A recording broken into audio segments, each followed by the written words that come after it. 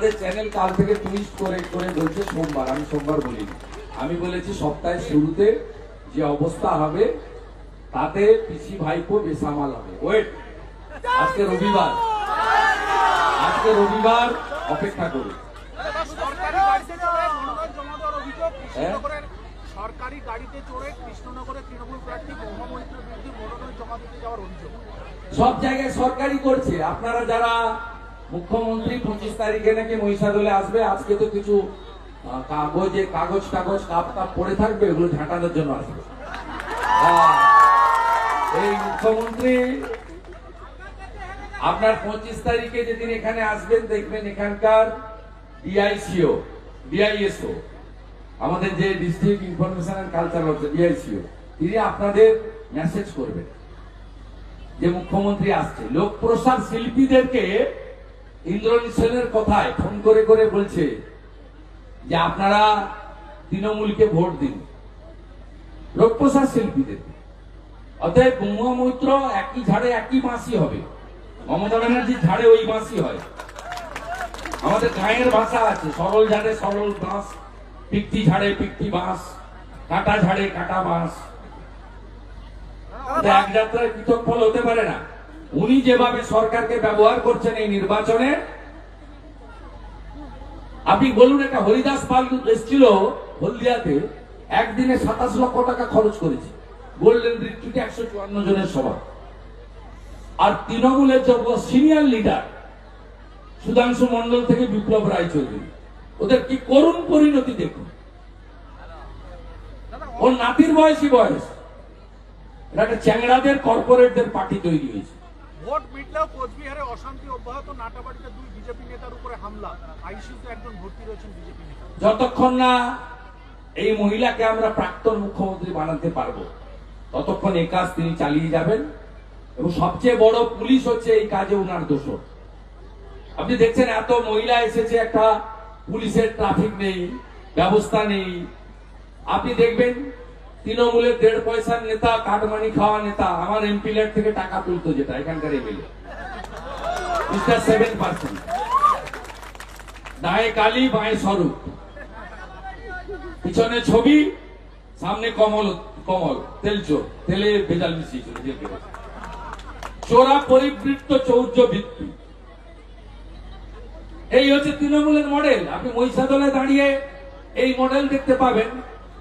আপনি ভাষা শুনুন ব্লক তৃণমূলের সভাপতি সুদর্শনের, সে মালো জেল খাটা 5 মাস না কত 6 মাস জেল খাটা। সে মালো ফোন করে বলছে, হ্যাঁ রাম মন্দির তোর বাপের জায়গা, ওটা তোর বাপের জায়গা। সুদর্শনের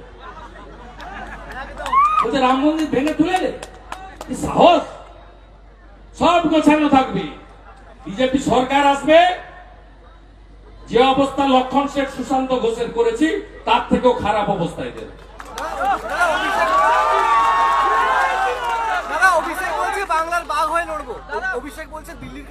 আমার খেয়ে দিয়ে কাজ নেই, ওই জাস্টিস গাঙ্গুলির কথায় তালপাতা সেপাইয়ের কথার উত্তর দিতে হবে। ওটা একটা মাল নাকি? ওর সামনে হচ্ছে পিসির ভাইপো, সামনে লেখা আছে পিসি, তারপরে লেখা আছে নাম, পিছনে লেখা আছে ভাইপো।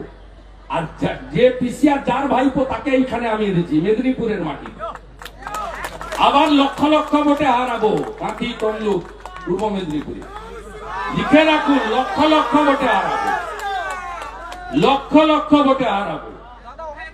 এখানে লতায় পাতায় শিকড়ে শুভেন্দু অধিকারী আছে, এরা সব আমার আত্মীয়।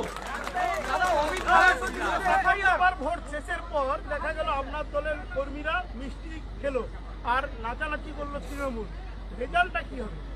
রেজাল্ট রাষ্ট্রবাদীরা 3, চোরেরা 0। চোরেরা 0। ওরা এটা করেছে যাতে পরের দফাগুলোতে ওদের এজেন্ট বসে। আমি আপনাকে লিখে দিচ্ছি, নিশ্চিত প্রামাণিক 54,000 ভোটে জিতেছিল গতবারে, এবারে 1,08,000-এর বেশি ভোটে জিতবে। জলপাইগুড়ির মার্জিন বাড়বে, আর মনস্টিকা কত ভোটে জিতবে কেউ জানে না, ওরা 4 লাখে গিয়ে থামতে পারে। আমার কাছ থেকে নেবেন, ও তো মর্নিং শোজটা দিয়েছে। আমার সভাতে যা লোক হয়েছে, পিসি মনির সভাতে পুলিশ দিয়ে ভিডিওকে দিয়ে লোক আনিও লোক হয়নি। গতকাল আমি রতুয়াতে সভা করেছি, 10,000-এর বেশি লোক, 65% মাইনরিটি থাকে ওখানে। আর মমতা ব্যানার্জি গাজলে সভা করেছে 2,000 লোক। মমতা ব্যানার্জি এনায়েতপুরে সভা করেছে 3,000 লোক। তার থেকে 5 কিলোমিটার দূরে অমৃতিতে আমি সভা করেছি 15,000 লোক। বাজার খুব খারাপ, খুব খারাপ বাজার। দাদা, রেজিনগরে কাল রাত থেকে বোমাবাজি চলছে। হ্যাঁ? রেজিনগরে কাল রাত থেকে বোমাবাজি চলছে। ফরিদের বাড়িতে বোম ফাটানো খেটেছে, যারে বোম ছিল 13টা বোম, আমার কাছ থেকে নেই।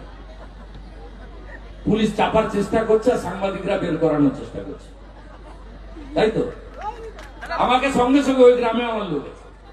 দাদা, অমিত মালব্যর বিরুদ্ধে এফআইআর, অমিত মালব্যর বিরুদ্ধে এফআইআর। লেডি কুত্তার লেজে বেঁধে দিতে হবে।